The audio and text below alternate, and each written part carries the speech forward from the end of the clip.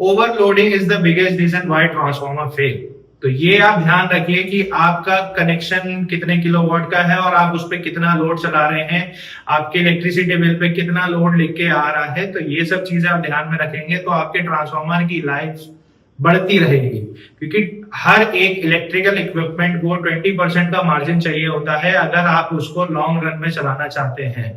Transformer की basically life जो होती है वो 30 से 35 साल आराम से होती है, बट अगर आप उसे 100% पे पूरा 200 पे 200 केवी चलाएंगे तो 2 से 3 साल के अंदर खराब हो जाएगा, और 200 से ऊपर डाल दिया तो 1-2 महीने में भी जल जाए, कोई बड़ी बात नहीं है उसमें। तो ये कि बड़ा रीजन है कि आपका ट्रांसफार्मर क्यों खराब होता है। तो दूसरा ऑप्शन आता है पुअर मेंटेनेंस। ट्रांसफार्मर लगाने के बाद आप तो उसे भूल गए, बट हम तो हैं आपको याद दिलाने के लिए। हम आपको बताएंगे कि ट्रांसफार्मर की मेंटेनेंस आप कैसे कराएं जिससे उसकी लाइफ बढ़ी रहे।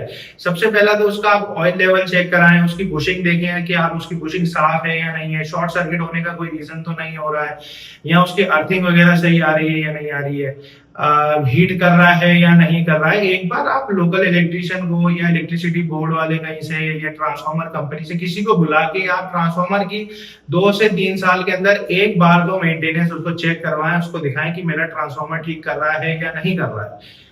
तीसरा रीजन ये भी हो सकता है कि अगर पुअर मेंटेनेंस में अगर आप मान के चले आपका इलेक्ट्रिसिटी बिल ज्यादा आ रहा है, उसका रीजन ये भी हो सकता है कि ट्रांसफार्मर अपने एम्पीयर ज्यादा खींच रहा है, लॉसेज वो ज्यादा निकाल रहा है, जिसकी वजह से आपका इलेक्ट्रिसिटी बिल बढ़ जाएगा। तो ये सब चीजों में आप ध्यान रखें कि आपको कैसे अपने ट्रांसफार्मर की मेंटेनेंस रखनी है।